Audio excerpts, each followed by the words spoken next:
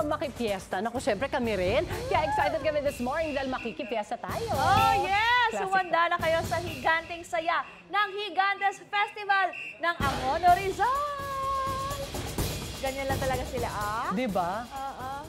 Kalma lang yung mga moves nila. Syempre kung may piyesta, hindi mawawala ang handaan. Tama! Kaya naman si Chef JR may special dish na ihahain sa mga nakikipiesta dyan. Chef, anong handa mo today? Masarap yan for sure.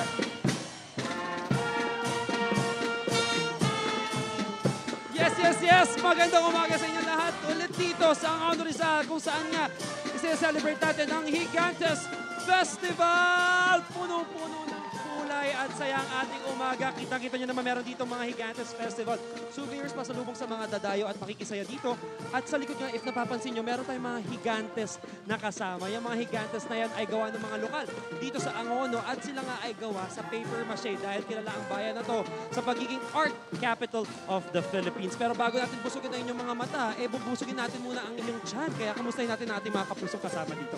Hello po! At ano po usually inaabangan nyo kapag Higantes Festival?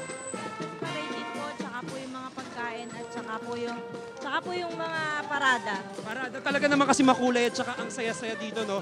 Alright, ikaw naman po. Ano pong Higante po at fiesta po. mahilig ka sa Higantes?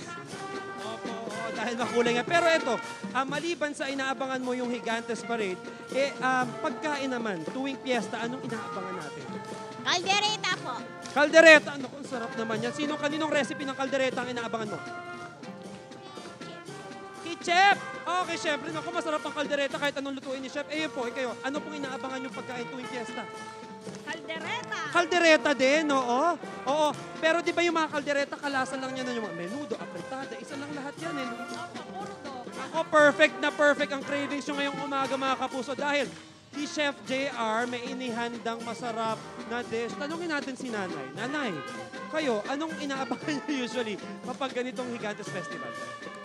Parada. Yung parada talaga, no? Iconic kasi yung parada na yan. Doon lahat sila nakapila eh. Pero pagkain tuwing piyesta, ano naman? Siyempre, di ba wala caldereta itig? Ayun, ay oo no, kilala rin talaga yan dito. Nako, ang ating mga kapuso, syempre, ay pwede na makatikim na masarap na putahe mula kay Chef JR. Excited kayo, Chef JR? Ano nga ba ang ire-ready mo sa ating food this fiesta? Chef! Yes, Brother Galoy! A blessed morning mga kapuso. Tama kayo dyan. Mukhang nakakatakam talaga yung mga cravings ng ating mga kasama dito sa Angono. At pag ganitong kasiyahan nga, syempre hindi mawawala ang pagkain dyan. At ilan nga dyan yun sa mga ipinagmamalaking produkto ng Angono Rizal na balaw-balaw, which is the pinaka-base po nito is buro or fermented rice. Siyempre, hindi rin natin pwedeng kalimutan yung mga itik products nila dito, prito, tsaka yung kaldereta nga na paborito nila. At ang ambag ko this morning, ang sarili kong menudo espesyal. So I have here, piping hot pan. Siyempre, kailangan magigisa muna tayo ng ating aromatics. I have here yung ating kamatis. Woohoo! Yan o. Yung ating kamatis, and then we're just gonna add in our onions. And then, of course, yung ating bawang. So, meron din tayo ditong pork. Itong recipe na to, actually, pwede nyo nang tanggalin din yung pork mismo eh. Kung gusto nyo medyo vegetarian yung inyong menudo, tanggalin nyo yung meat component. So, after nyan, we're just gonna add in yung pampakulay at suete powder. And lalagyan din natin yan ng stock. Pakukuluin lang natin to. Siguro more or less mga 10 minutes. Lalong-lalo na kung hindi nyo pinre-cook yung inyong karne. And then we're just gonna add in yung ating vegetable component. Yung ating patatas, syempre. Pwede rin kayong maglagay dito ng iba pang gulay na gusto ninyo. And carrots. Pwede rin kayong maglagay ng bell pepper, green peas. And then, siguro pakukuluan lang natin to hanggang medyo malambot na yung ating carrots at saka yung patatas. Saka natin ilalagay yung ating hotdog. Ngayon, again, pag hindi na pre-cook yung inyong hotdog, mga more or less, mga 3 to 5 minutes, saka natin i-finish with our tofu. Siyempre, tinimplahan natin to ng soy sauce, oyster sauce, salt and pepper. And then after that, siguro more or less mga another 3 to 5 minutes, eto na.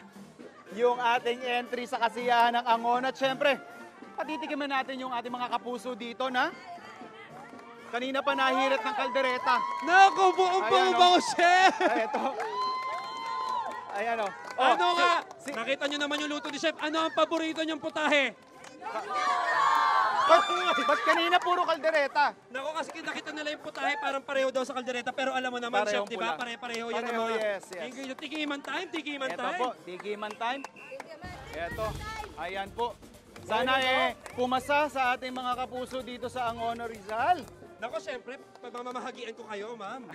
Alright. Ayan po. Sige, kuha po kayo, Kuha ma'am. po kayo, ma'am. Kuha po kayo. Naku, nakaka-excite. At saka punong-puno ng putahe yung ano ni Ayan. Chef JR, menudo. Siksik na siksik sa sangkap, ano? Chef, habang ginagawa mo nga siya from malayo, amoy na amoy ng ating mga kasama dito. So, Ayan. tikman na natin. At Anong inyong husga? hatol. Hatol pala. Pasado? Sobrang sarap. Oy! Sarap, isayo. Super sarap. Ha? Super sarap. Uy, ayoko nga. Parang ramdam na ramdam ko yung sarap. Let me guess. Pickles relish. Maraming salamat, Chef JR. Alright. Chef, babalikan muna namin kayo dyan. Siyempre, Ayan, dito ito. tayo, Chef. Mga kapuso, binusog na namin ang inyong mga mata, binusog na rin namin ang inyong mga tiyan. Mga kapuso, may mga aabangan pa kayo mamaya. Hatid nating sorpresa, Yes, Chef. sir. Higante, ito yung ating maagang pamasko sa ating mga kapuso dito sa Angono Rizal. Kaya naman tumutok lang kayo dito sa inyong pambansang morning show kung saan laging una ka, unang hirit!